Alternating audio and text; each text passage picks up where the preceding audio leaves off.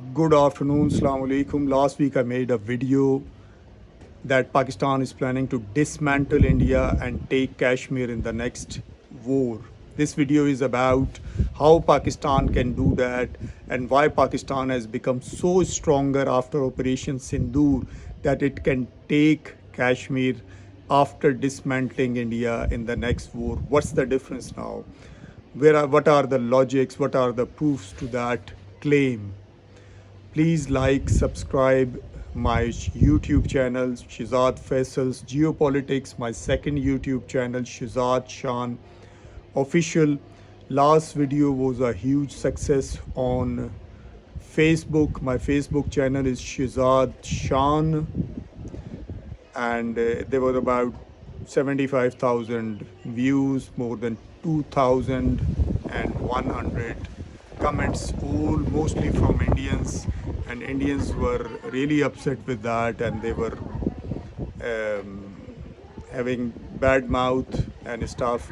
Today I'm trying to address their concerns that why Pakistan is able to now in 2026 to dismantle India. Please subscribe my YouTube channels because these subscriptions matter a lot to us. So let's come to the point. On May 6th and 7th night, India attacked two places in Pakistan with their air force. 82 Indian jets were in the air versus 42 Pakistani jets in the air. So India attacked two places. They are worship places, Pakistani mosques. There were families sleeping in the night about Indian time 1:30 and Pakistani time 1 a.m. in the morning between 6th and 7th night. In these two attacks, one in Bawalpur and one in Muridke near Lahore, there were about 57 mostly civilian women and children were martyred, and they were sleeping. These two places were worship places, scholars, madrasas, Islamic schools, and the teachers of those Islamic schools were with their families, wives, children in their houses, in their uh, apartments in those two worship places. About 57 got martyred. Next day we saw the funerals. Pakistani generals even attended those funerals, which India claimed to be terrorists. So there was no proof that they are doing any terrorist activity. They were just teaching there. There were women and children mostly who were killed in those two cowardly attacks at about 1 a.m. in the morning. Within half hour, Indian Foreign Minister J. Shankar later on claimed that I called Pakistani authorities and told them we don't want to escalate any further and that we attack the terrorist infrastructure, so we don't want to escalate. If you don't want to escalate, means they surrendered. There was no will to fight. They knew that Pakistan is going to retaliate. Pakistan don't let anyone cross its red line, so Pakistan will retaliate. Scared of that. Looks like if you are not scared, you will just sit down and you attack a country, you breach its sovereignty with your air force. You are attacking with your air force a civilian infrastructure and expecting that Pakistan is not going to retaliate. Pakistan is a peer competitor to India. India claims to be the fourth. Before this war, India used to claim that it's the fourth largest military power in the world. So this video is the part 2 of that video, that Pakistan in the next planning to dismantle India and take Kashmir in the next war. So this is the part 2 about why Pakistan can do that. This is a series and I will try to explain that why Pakistan has become so stronger now that it is planning to dismantle India today in 2026 and moving on forward from here. So Jay Shankar really blinked, I would say, peed in his pants, and he called Pakistan. Indians just bowed down and they said, we don't want the escalation. We don't want the escalation. You attacked the country. Just sit down and whatever may come, wait for that. So Pakistanis, they lost the war even before starting it. When you go to the enemy and tell them we don't want the escalation. So anyway, Pakistan is within half hour. India's Indians has bad intelligence, bad information that Pakistan has PL-15 missiles, air to air BVR missiles mounted on J-10Cs, recently imported from China, 4.5 generation, and JF-17 Thunderbolt, Pakistani Chinese collaboration, but it's Pakistan exports is Pakistani made, is made in Pakistan, Kamra, PAF Kamra, and 58% of the parts are made in Pakistan. So Pakistan's 4.5 generation, JF-17 it's a lighter aircraft, and J-10C is a medium aircraft, medium airlift aircraft. So India has the information that Pakistan has BVR missiles PL-15 with a range of 145 kilometers. But actually China, that's the export version of PL-15. The original version is Chinese, which is nearly 300 kilometers. And during the war, just before the war, when the escalation was going on after Pulwama attack on 22nd of April, in which 26 civilians were killed point blank deep inside Indian Valley, and most observers believe that it was a false flag operation done by India, because India went all over the world. Nobody stood with India on that claim that Pakistan has done that and India want to attack the terrorist inside Pakistan. So only country standing with India during this war was a terrorist regime in Afghanistan called Taliban, ruling Afghanistan on gunpoint and deprivating women from the school and other basic facilities, and the other genocidal country, which is called Israel. So these two countries were standing shoulder to shoulder with India, no one else. So literally in the free world, there was no country with India. And with Pakistan, China stood shoulder to shoulder. China has threatened India that we will not let you breach the sovereignty of Pakistan at any cost. Turkey sent its warship, experts, and drones. Turkey is the drone superpower of the world. Azerbaijan was standing shoulder to shoulder with Pakistan. Pakistan sold JF-17 to Azerbaijan. Azerbaijan said, you can keep those JF-17, and if any JF-17 is lost in the war, you don't have to pay us back for that. These three countries were openly standing with Pakistan during that war. So within half hour, yes, you heard it right, within half hour, Pakistan using those 300 kilometer PL-15 BVR missiles and showing that it has a will to fight, it can escalate, it is not scared of a fourth largest military power in the world.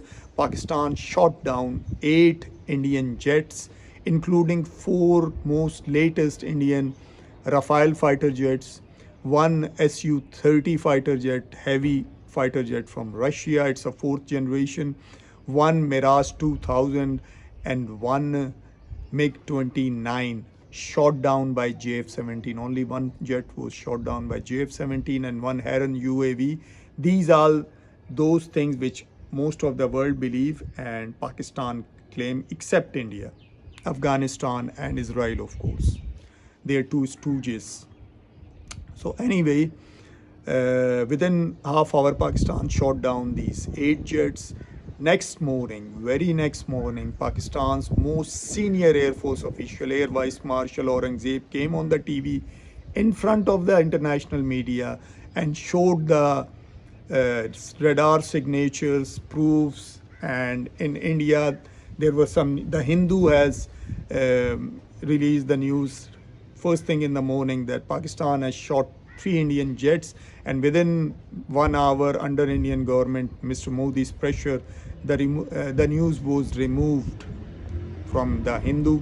Anyway, there were a lot of pictures available, social media, that the jets are in the farms, fell in Punjab near Batinda and near Srinagar and elsewhere in India. There were a lot of jets shown to be fell down, but main target was Rafale because India was claiming too big on those Rafales. So Pakistan has given those radar signatures, and one step ahead Air Marshal Aurangzeb went one step ahead and recorded conversations of Indian pilots were released to international media. That was a major embarrassment for India, that their pilots' internal conversation between the uh, fighter jets after attacking Pakistan when they were retreating and they were outside near 150-kilometer range of Pakistani jets and they were relaxed that Pakistan can't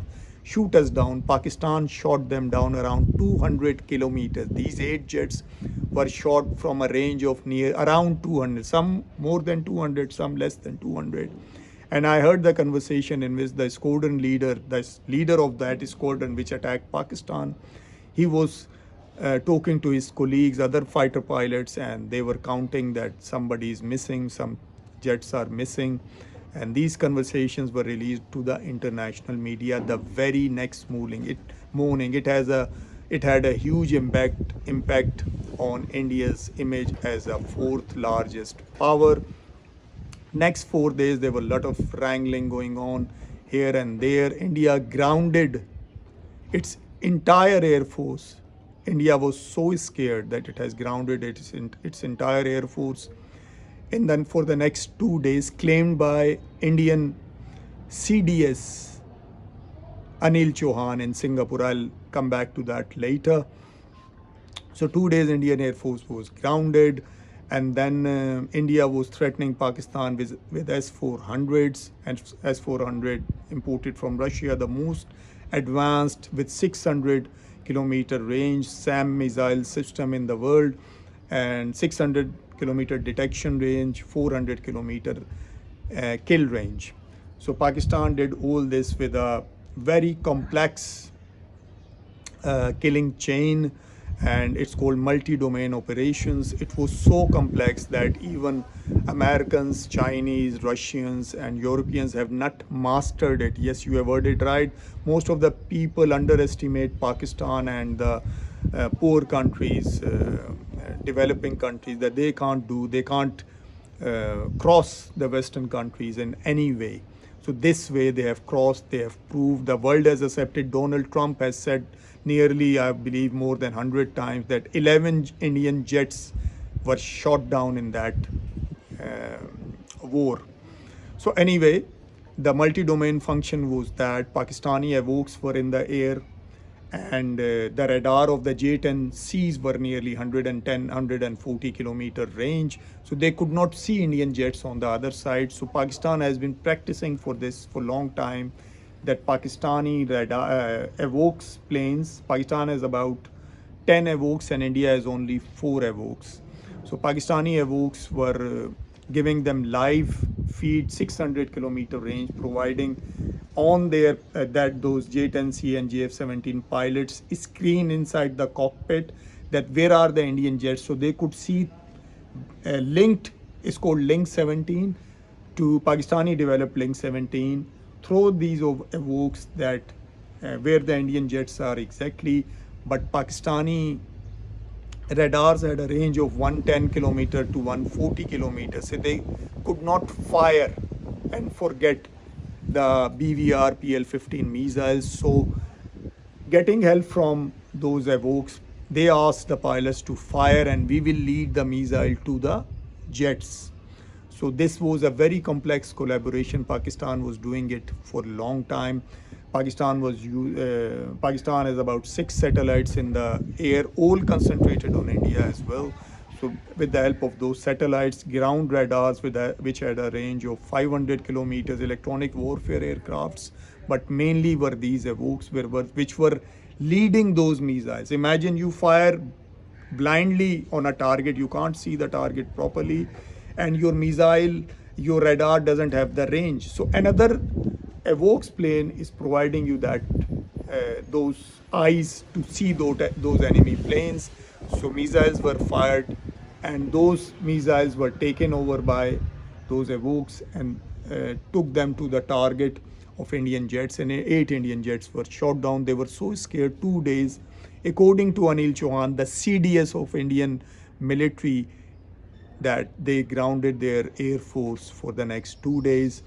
And according to Vice Army Chief Rahul Singh, nearly 5 months later, 6 months later, in a press conference, he accepted that two of Indian S-400s were shot down by Pakistani JF-17s. He didn't mention Pakistan, but Pakistan claimed that we have done with. So, linking the points, linking the dots, Pakistan has shot two S-400 systems, and Rahul Singh, Vice Army Chief, has accepted that we are in negotiations with Russia to replace those two. I think it was September 2025. They are willing to replace those two systems, and so after 2 days, and they flown their fighter jets to a very high level on the third day or the fourth day, the third and fourth day morning, and they fired at, according to Indian claims, 11 Pakistani air bases, and Pakistan said that 7 air bases, and there was light damage to runways here and there. And but the main red line which was crossed by India was Noor Khan Air Base in Rawalpindi, Islamabad region, near the capital. That was the red line. And there were some runway damages which was repaired, and recently many delegations came from world over on that Noor Khan air bases. But anyway, Pakistan was so upset with that Pakistan, within an hour, Pakistani multi-barrel Hataf rocket system, which has different versions. Hataf 1 has 140-kilometer range, Hataf 2 has 400-kilometer range, Hataf 3 has 450. Multi-barrel rocket system. These are not proper conventional missiles with precision attack capabilities. And Hataf 4 has 750-kilometer range, and now Hataf 5, which has nearly 1,000-kilometer range. So you fire simply with a multi-barrel rocket system, and they are extremely accurate. Pakistan has fired 1,000 missiles within 1 hour, and that has collapsed the Indian total military system, and India was on its knees and went to Donald Trump. Why I am claiming that? Because India said Pakistan went for the ceasefire. Pakistan says India went for the ceasefire. I'll explain you in a minute. Anyway, India went to Donald Trump, contacted Marco Rubio, and then finally India was able to achieve the ceasefire announced by Donald Trump. India never accepted that Donald Trump has done the ceasefire. Pakistan has requested for a ceasefire, and India accepted. India started a war, and then the enemy is requesting for the ceasefire, and you accept it. Does it make sense to you?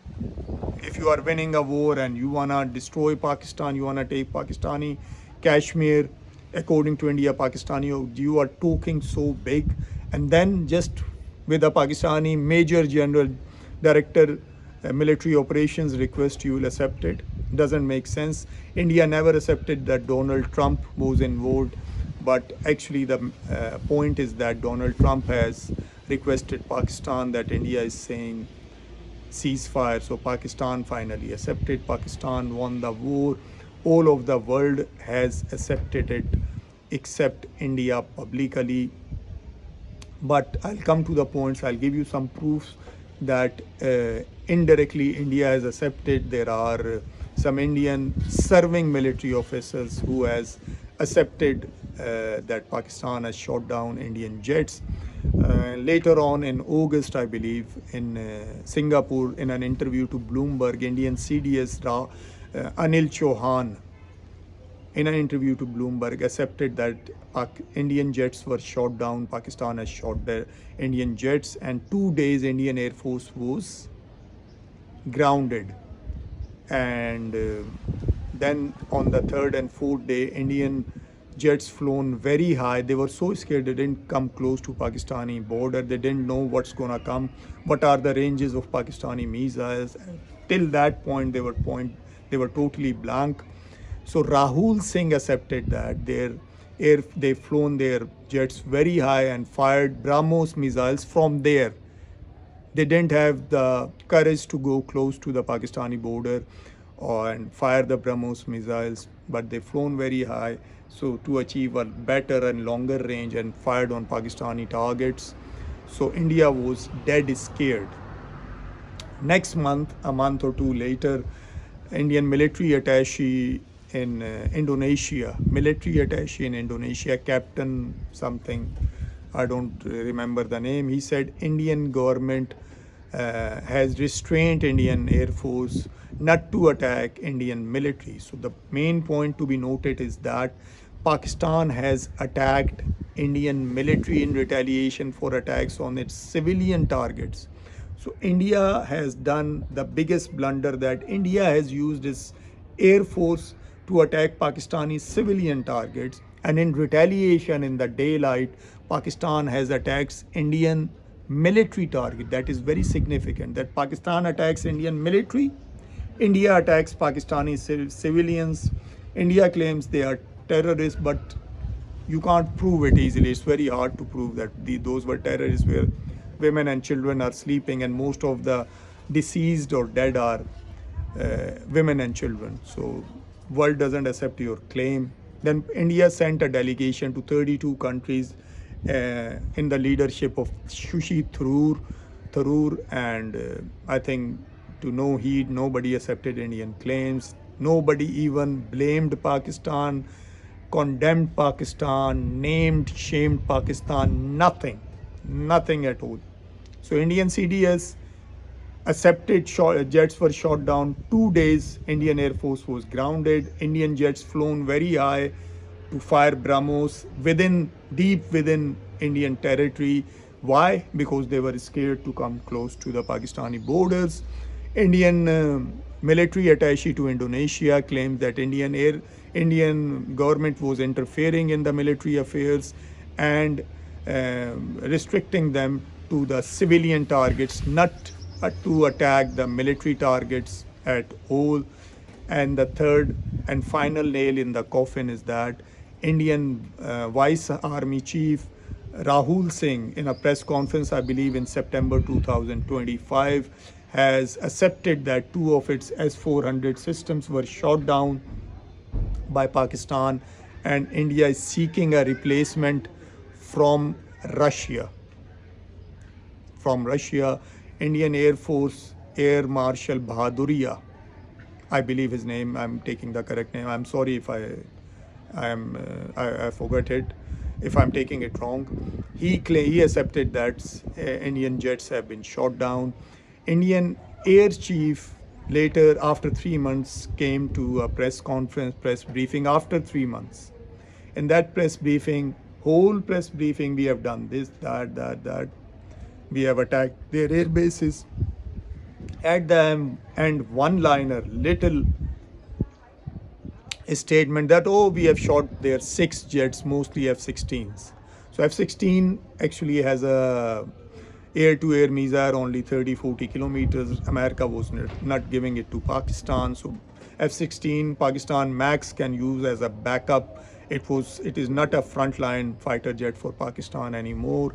So that claim is totally rubbish. Shows that India is very much obsessed with Pakistani F-16s still. But the final nail in the coffin, again, second nail from America. Donald Trump was claiming every now and then to humiliate and insult Mr. Narendra Modi that Pakistan has shot down nearly 11 jets again and again and again. And my favorite Field Marshal Asim Munir, my favorite Prime Minister Shehbaz Sharif, Donald Trump is all praised for the last 1 year for Pakistan. And after that, Pakistani profile has gone up. But the final nail, the main point, in American Congressional Report at the end of 2025, I believe it was December 2025 or max November, that report claims that Pakistan has defeated or done better than India in the war, May 2025 war. Even America has accepted that. So this is the final nail in the coffin. And after that, most of the world now believes that, except India, that Pakistan has won the war decisively. And as a repercussion, as a result, in September 2025, India's closest ally, Saudi Arabia, has come to Pakistan requesting Pakistan for a defense pact with Saudi Arabia. According to that pact, any attack on Pakistan or Saudi Arabia will be considered an attack on the other. Nobody, no country would go to a loser in a war with its neighbors for and requesting them for a protection. So Saudi Arabia came to Pakistan for a defense pact with Pakistan. Pakistan has obligations because Pakistanis are Muslims and they have holy places, Mecca and Medina in Saudi Arabia, and that is the red line. Pakistan openly says that we will use nukes if anybody dare to attack Mecca and Medina. So Saudi Arabia now is Pakistan's red line. Pakistan has already deployed 13,000 soldiers after that, and one squadron of GF-17 and other supporting aircrafts to King Abdulaziz Airport in Saudi Arabia. Now Qatar and Kuwait are in queues to do the same similar defense pact with Pakistan as well. Pakistan has to increase its air force size now. Pakistan has 25 squadrons. India has 29 air force squadrons. So they are nearly at the same level. But Pakistan is planning to increase its air force size. That will be a death warrant for India. So this is the first episode that this is the first proof that why I believe that Pakistan has won the war. After that, European Union Deputy President came to Pakistan and claimed that Pakistan accepted that Pakistan as the major regional power, and China and everybody's all praise for Pakistan. I've seen nearly more than 30 countries releasing songs after that, national songs with flags showing brotherhood, love for Pakistan, and a win, celebrating Pakistani win from India, mostly Muslim countries. All of the world now believes that Pakistan has defeated India badly.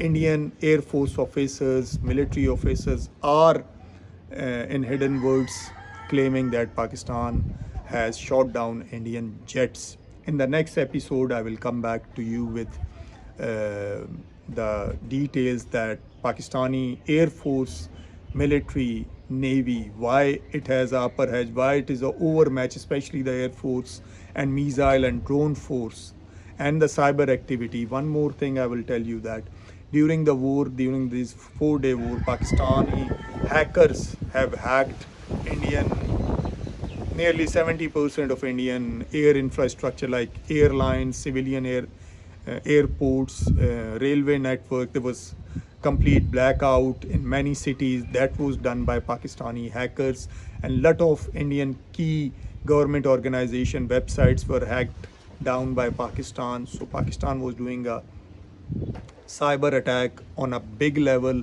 on India. But Indian problem is that India never accepts that a tiny country, much smaller than us, like Pakistan, can do any damage to India.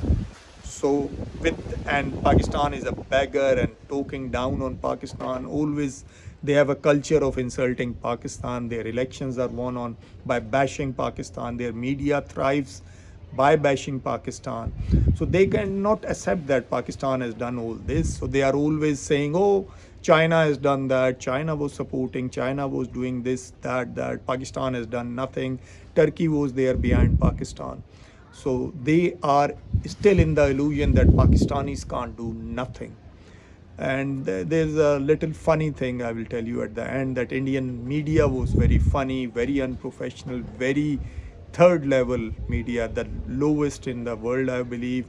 I was listening, I really listened to those clips during the war from Indian media, be it Republic TV, India Today, all government controlled, Indian raw intelligence controlled. Indian raw was feeding them that uh, Pakistan Karachi port has been attacked, Karachi is destroyed, and their aircraft carrier has attacked Karachi, and Karachi is taken over by Indian forces. Lahore port, Some news channels were claiming that the port in Lahore was taken over by India. Lahore port is attacked, but they don't even know that there is no port in Lahore. Lahore is about 1200 kilometers from the nearest sea, nearly 1200 kilometers from the nearly sea, and they created a seaport there as well, and it was attacked and captured by India. Lahore has been taken, Islamabad taken, Pakistani army chief